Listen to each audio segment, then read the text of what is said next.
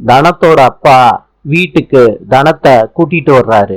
தனத்தோட அப்பா சொல்றாங்க, இனிமேட்டு இதுதான் உன் வீடு, இந்த வீட்டை தாண்டி நீ போக கூடாது, அவ்வளவுதான் சொல்லிட்டேன். தனத்தோட அப்பா புரோக்கர் கிட்ட சொல்லி மாப்பிள்ளைய பாக்குறாரு.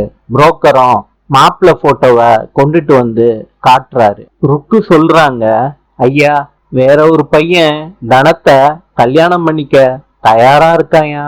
தனத்தோட அப்பா சொல்றாங்க, என் பொண்ணுக்கு மாப்பிள்ளை பாக்குறதுக்கு நீ யாருமா? தனத்தோட அப்பா வீட்டை விட்டு வெளியே போக சொல்றாங்க ருக்குவ.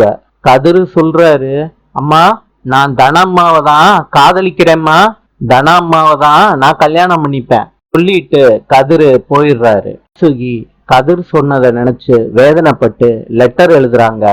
என் மகன் என்னோட விருப்பத்துக்கு எதிரா கல்யாணம் பண்றேன்னு சொன்னதுனால நான் இந்த முடிவை எடுக்கிறேன்னு லெட்டர் எழுதி வச்சுட்டு விஷத்தை குடிச்சு சாகுற கண்டிஷனுக்கு போறாங்க வாசுகி.